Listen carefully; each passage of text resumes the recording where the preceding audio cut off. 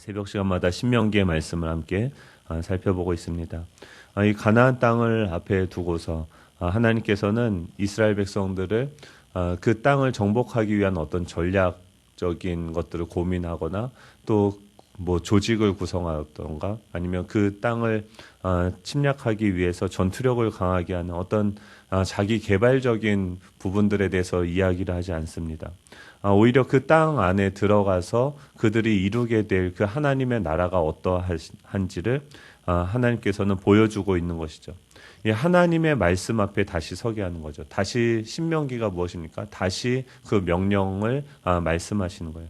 하나님 왜 그러냐면 이 말씀 안에 하나님께서 디자인하신 그 하나님의 나라, 하나님이 생각하시는 그 사회, 자신의 존재가 반영되어진 그 사회가 어떠한지를 보여주고 있기 때문입니다. 그래서 신약에 보면 먼저 그의 나라와 그의 의를 구하라라고 이야기하는 그 내용들이 무엇입니까? 또 좌로나 우로나 치우치지 말고 율법을 따라서 행하라는 것은 무엇입니까? 바로 이 신명기의 말씀, 이 레위기의 말씀, 하나님께서 생각하시는 하나님 나라의 그 이미지, 그 그림이 어떤 것인지 알고 그것을 추구하면서 그 하나님의 나라를 이 땅 가운데 이루는 삶을 살라고 하는 것이죠. 하나님의 나라는 어떤 곳입니까? 우리 형제 중에 한 지체가 죄를 짓거나 연약해서 넘어졌을 때 그들은 제사를 드리게 되므로 같이 그 제물을 먹고 그들을 용납하고 그 연약한 지체를 같이 품을 수 있게 되는 거죠. 왜 그게 가능합니까? 그의 죄 때문에 우리가 같이 고기를 먹고 또 풍성하게 나눌 수 있는 그런 축제가 되어지는 거죠. 연약한 지체를 볼 때도 함께 품고 용납할 수 있게 되어지는 그런 공동체가 됩니다. 또 그 중에서 누군가 돈을 잘 벌고 부자가 되거나 이렇게 되어졌을 때도 11조를 내게 되니까 그 가족들이 먼저 축제를 누리게 되죠.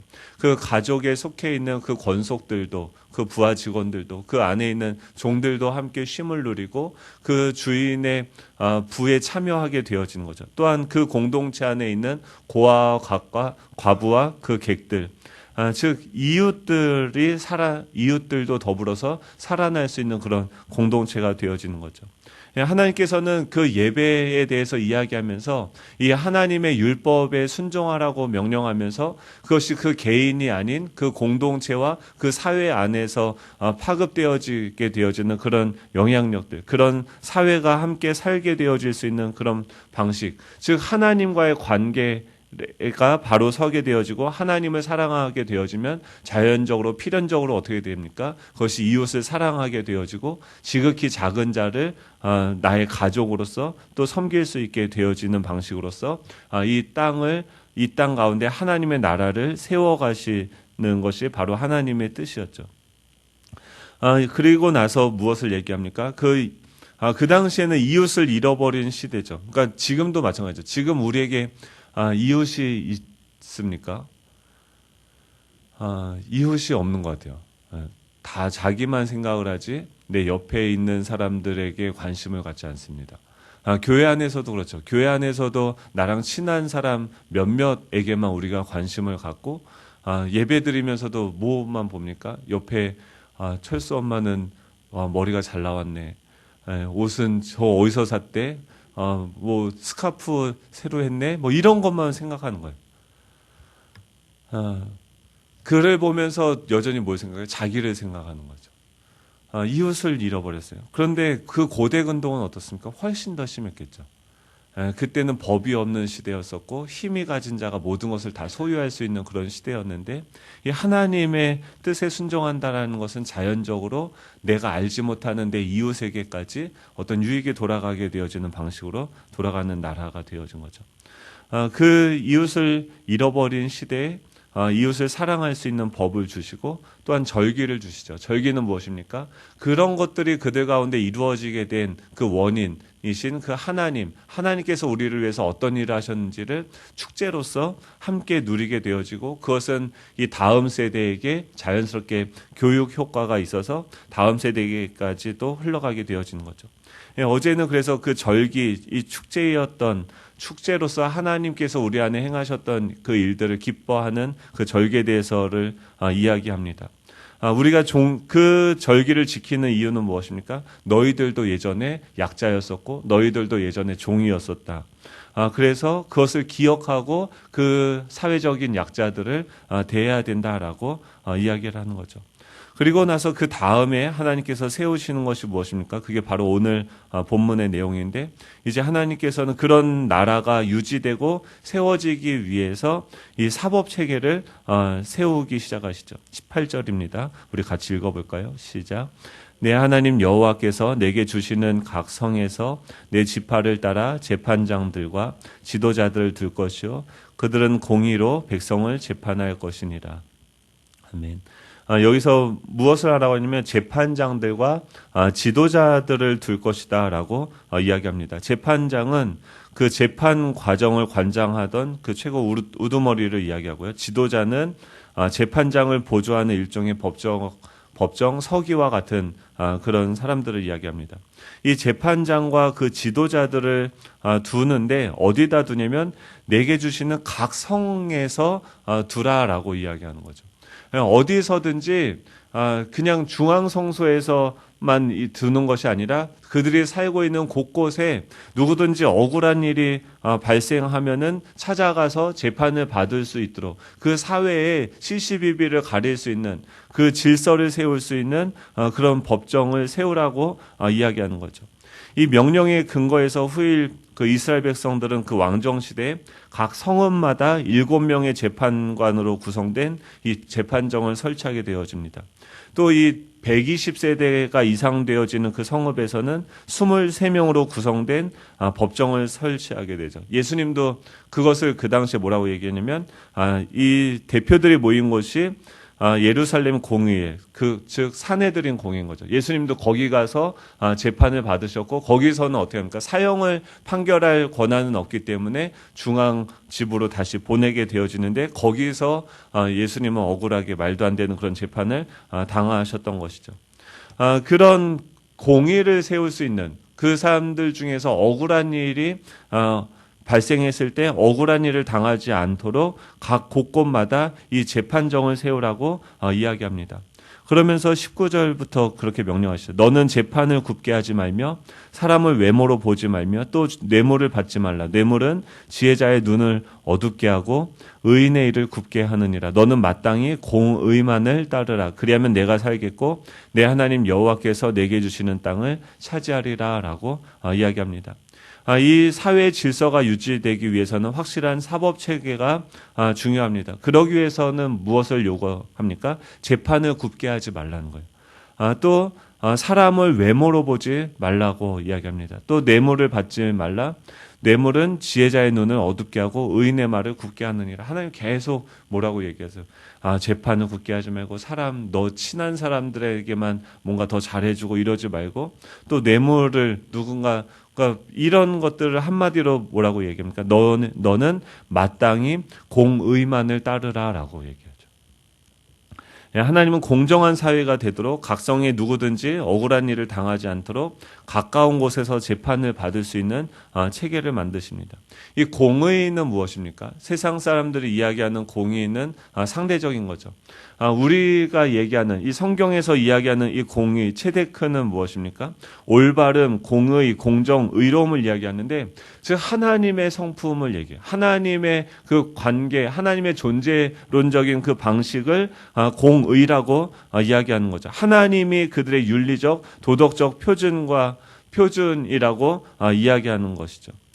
미가서 6장 8절에 미가 시대는 무엇입니까? 그 공의가 사라진 시대에 미가를 통해서 다시금 그들에게 공의를 회복할 것을 이야기하면서 미가서 6장 8절에는 이렇게 이야기합니다. 사람아, 주께서 선한 것이 무엇임을 내게 보이셨나니 여호와께서 내게 구하시는 것은 오직 정의를 행하며 인자를 사랑하며 겸손하게 내 하나님과 함께 행하는 것이 아니냐라고 이야기하는 거죠. 즉 그들은 그 안에서 판결을 하게 되어지고 이런 모든 절차를 통해서 이 하나님을 알게 되고 그 하나님의 성품을 반영한 그 사회를 행하게 되어지는 거죠. 그런데 이 사법체계를 이야기하다가 갑자기 21절에서는 우상의 문제로 넘어갑니다. 21절 22절 같이 읽어볼까요? 시작. 내 하나님 여호와를 위하여 쌓은 제단 곁에 어떤 나무로든지 아세라 상을 세우지 말며 자기를 위하여 주상을 세우지 말라. 내 하나님 여호와께서 미워하시느니라. 아멘. 21절에 보면은 내 하나님 여호와를 위하여 쌓은 제단 곁에 어떤 나무로든지 아세라 상을 세우지 말라라고 이야기합니다. 내 하나님 여호와를 위하여 쌓은 제단은 무엇입니까? 예배를 드리는 것이죠. 제단인 거죠. 그것을 통해서 나중에 예수님이 오게 되고 십자가가 세워지는 거죠. 그러니까 즉 하나님의 공의가 가장 선명하게 드러난 것이 무엇입니까? 바로 십자가죠. 그냥 이 법만 얘기하는 것이 아니라 이 하나님의 공의는요, 이 광장에서 아고라에서 이 댓글에서 숨어서 비겁하게 외치는 소리가 아니죠. 그들의 잘못에 대해서 그냥 숨어서 비난하는 정도가 아니었어요. 그들을 탓하고 그들을 깎아내리는 존재가 아니라 그들의 연약함을 친히 담당하시면서 자신의 생명을 내어주는 그 사랑이 담겨져 있는 공의인 거죠. 이 하나님의 공의는 그냥 법만을 이야기하는 것이 아니라 그 사람을 살리기 위해서 실행하는 어떤 행동이 되어지는 거죠. 이 하나님의 행위, 하나님의 공의를 재판하라는 것은 무엇이냐면 이 사람들을 살리는 방식으로서 그들을 훈육하라는 거죠. 정의를 위해서는 무엇이 필요합니까? 그 십자가가 필요한데 지금 그 십자가 옆에 어떤 나무로든지 아세라 상을 세우지 말라라고 이야기해요. 오직 공의를 행한다라는 것은 무엇이냐면 십자가만이 드러나는 거죠. 근데 그 옆에 아세라 상을 세운다라는 것은 자기를 위한 어떤 우상, 수많은 판단과 선택의 기준으로서 십자가를 주셨는데 그 십자가조차도 자신의 목적하는 바를 얻어내기 위해서 수단화하는 그런 모든 행위들을 하지 말라고 이야기하는 거죠. 우상을 왜 섬기게 됩니까? 우상은 자기를 위해서 자기가 목적하는 바를 얻어내기 위해서 하나님을 이용하는 모든 행위가 우상을 섬기는 거죠. 이 십자가 옆에 아세라 상을 세우지 말라는 것은 무엇입니까? 하나님의 뜻과 나의 뜻을 동시에 추구할 수 없다라는 것이죠. 하나님과 만몬을 함께 섬길 수 없다라는 거죠. 그 말은 하나님이냐 나의 이익이냐 둘 중에 하나를 선택해야 된다는 거예요. 이 십자가가 사라지는 공동체는 어떻습니까? 선악과를 따먹고 모두가 다 자기 이익을 추구하는 사회가 되겠죠. 지금 우리가 살고 있는 사회죠. 어떻습니까? 하나님께서 모든 인류가 먹을 수 있는 그 양식을 주지만 이 안에서 그러니까 경제적인 부를 추구하고 열심히 사는 것을 하나님이 뭐라고 하는 게 아니죠. 그렇게 추구하고 많은 것들을 소유하게 되어졌을 때 이 하나님의 율법을 따른다고 하면 11조의 금액의 크기도 커지게 되어지고 그 11조도 어떻게 됩니까? 이 공동체 안에 다시 돌아가게 되어져서 그 안에 경제적으로 자립 생활을 할 수 없는 사람들에게도 그 물질적인 혜택이 가게 되어지는 거죠. 근데 한국 교회가 왜 지금 11조를 하죠? 근데 왜 계속해서 어렵습니까? 이것이 교회 안에 있는 성도들에게 돌아가야 되는 혜택이 있는데 교회 안에 구제가 되어져야 되고 근데 우리 공동체 안에도 지금 취업을 걱정하고 경제적으로 활로를 찾고 있고 더 이상 경제적인 능력이 없어서 정말 죽음을 생각하는 지체들이 있는데 그 내 몸 안에 있는 그 세포들이 죽어가는데도 불구하고 한국교회는 뭐만 생각합니까? 어떻게 하면 내 몸집을 더 불릴 수 있을지만 고민하죠. 오지도 않는 그 외부에 있는 그 지체들을 전도하고 모셔오기 위해서는 1,000,000원씩 예산을 사용하면서 교회 안에 있는 청년들이나 또 안에 있는 지체들이 어렵고 힘들고 먹을 것이 없어서 고민하고 죽어가고 있는데 거기는 단돈 한 푼도 쓰지 않게 되는 거죠. 세상과 다른 게 없어졌죠. 십자가 옆에 아세라 상을 세우지 말라는 거예요. 목회자들에게도 해당되는 거죠. 이 안에 자신을 추구하는 한 명이 그 자아의 어떤 자기의 이익을 추구하기 시작하면 그 공동체는 무너지게 되는 거죠. 그게 아니라 모든 사람들이 그 십자가를 붙잡게 되어졌을 때 자기를 부인하게 되어지고 자기 신의 것을 오히려 그 내가 예전에 종되었던 것을 기억하게 되어지고 그 지극히 작은 자, 나에게 유익이 되어지지 않는 자를 내 이웃을 사랑할 수 있게 되어지는 것입니다. 하나님은 뭐라고 이야기하냐면 자기를 위하여 주상을 세우지 말라라고 이야기합니다. 그 우상을 섬기는 사람들, 이 한 명이 십자가가 아닌 선악과를 따먹기 시작하면 다시금 이 공동체는 무너지는 거예요. 이 가나안 땅에 들어가서 하나님은 하나님의 나라를 보여주고 싶은데 그런 사회를 이루어가고 싶은데 그 안에서 또 다시 우상을 추구하고 자신의 이익만을 추구하게 되어지면은 이 공동체는 완전히 다 무너지는 것이죠. 그래서 하나님은 어떻게 보면 굉장히 좀 잔인할 수도 있는데 그 안에 그 우상을 섬기는 자들을 5절에 보면 어떻게 합니까? 다 그 악을 행한 남자나 여자를 내 성문으로 끌어내서 그 남자나 여자를 돌로 쳐 죽이라라고 이야기하는 거죠. 그만큼 하나님은요 이 공동체를 중요하게 생각하신 거죠. 그리고 17장 1절에 보면 뭐라고 이야기합니까? 같이 우리 한번 읽어볼까요? 17장 1절입니다. 시작. 흠이나 악질이 있는 소나 양은 아무것도 내 하나님 여호와께 드리지 말지니 이는 내 하나님 여호와께 가증한 것이 됨이니라. 아멘. 흠이나 악질이 있는 소와 양을 드린다는 것은 먼저 뭘 생각하는 겁니까? 이 흠이나 악질이 있는 소와 양을 드리게 되면 우리 공동체가 이것을 이제 예배를 드리고 먹어야 되는데 그 마음의 우선순위인 거죠.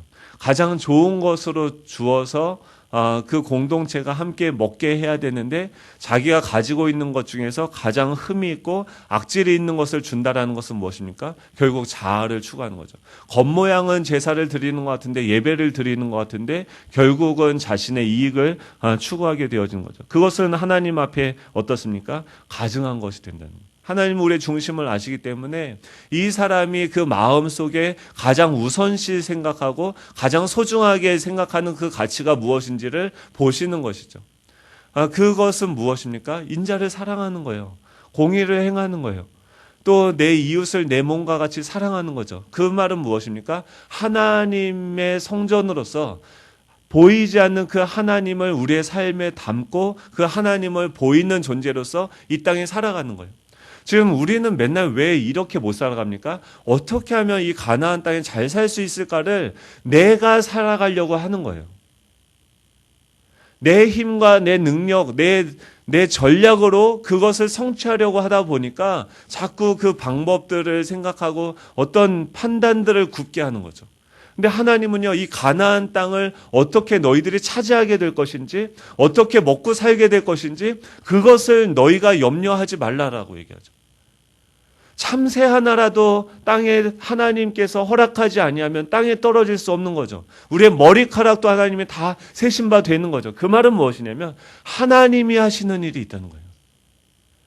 하나님이 우리의 삶을 인도하고 있고 하나님이 우리 그 가나안 땅을 들어가서 그 땅을 나누어 주시는 분은 누구십니까? 차지하게 하시는 분은 누구입니까? 하나님이신 거죠. 하나님은 하나님의 일을 하는 거고 그것을 은혜로 받은 우리들은 그 하나님이 어떤 존재인지를 그분의 말씀에 올바른 방식으로 반응하면서 그 하나님을 나타내는 것, 하나님이 하실 일이 있고 우리가 해야 될 일이 있는 거죠. 근데 문제는 무엇입니까? 예배가 잘못되면 어떻게 해요? 하나님이 해야 되는 일을 내가 하려고 그래요. 그러니까 계속 염려하고 두려워하고 걱정하는 거죠. 우리가 해야 되는 건 뭡니까? 그 안에서 이 말씀대로 하나님이 주시면 그것을 어떤 방식으로 쓸 것인지 어떻게 살 것인지 그것이 우리가 몸으로 드릴 예배가 되어지는 것이죠. 오늘 말씀을 정리하면 간단하죠. 그러니까 억울함이 없게 만들어야 돼요. 계속 이 신명기 보면 공동체 안에 어떤 질서들을 세우려고 하는지를 볼 수 있게 되죠. 공동체 안에 하나님은 항상 그 생각이 어디 있습니까? 약자들, 억울한 사람들이 없게 하는 거죠. 재판장을 세우는 거예요. 누구든지 찾아갈 수 있는 곳에다가 재판장을 두라는 거예요. 그리고 그 재판을 시행하는 그 지도층, 무엇을 생각해야 됩니까? 또 그들 안에 모든 백성들은 무엇을 생각해야 됩니까? 이 십자가와 공의와 이 우상을 같이 세울 수 없다는 거예요. 예, 우리는 잘못 생각하는 거예요. 내 이익을 추구하면 잘 살 수 있을 것이라고 하는데 결과 어떻게 됩니까? 하나님을 진노하게 하고 하나님 앞에 가증한 일인 거고 결국 그것이 죽게 되어지는 거죠. 반대로 내가 죽는 것 같지만 공의를 세우는 그 길을 찾아가는 거예요. 내가 죄를 범해서 그것에 대해서 회개하고 내 소유를 나눠주는 것, 내 양을 잡는 것이 내가 생각하기엔 죽는 것 같지만 공동체가 함께 다 같이 살게 되어지는 거죠. 11조를 내어드리는 것, 내 소득의 것을 함께 나누는 것이 나는 죽는 것 같은데 다 같이 살게 되어지고 그 사회 안에 질서가 바로 잡히게 되어지고 그 사회적인 약자들도 함께 살게 되어지면서 이 공동체가 어떻게 됩니까? 다 함께 잘 살 수 있게 되어지는 거죠. 그게 무엇입니까? 우리 각자가 하나님을 나의 주인으로 섬기고 그분을 예배하는 삶이 바로 이 십자가가 바로 세워지면 우리 모두가 다 살게 되어지는 거죠. 그것을 위해서 우리가 어떻게 됩니까? 계속 이 말씀을 따라가는 거죠. 큐티를 하고 같이 말씀을 보고 그리고 그 말씀에 우리 자신을 맞추어가는 방식으로서 이 공동체가 세워지게 되는 거죠. 이런 사회를 지금도 세상 사람들은 어떤 사람들은 촛불을 들고 어떤 사람들은 태극기를 들고 외치는 거 아닙니까? 그 대안은 광화문에 있는 게 아니라 서초구에 있는 게 아니라 우리 안에 있는 거죠. 그 하나님의 나라를 보여줄 수 있는 저와 여러분이 되면 좋겠습니다. 기도하겠습니다. 하나님 감사드립니다.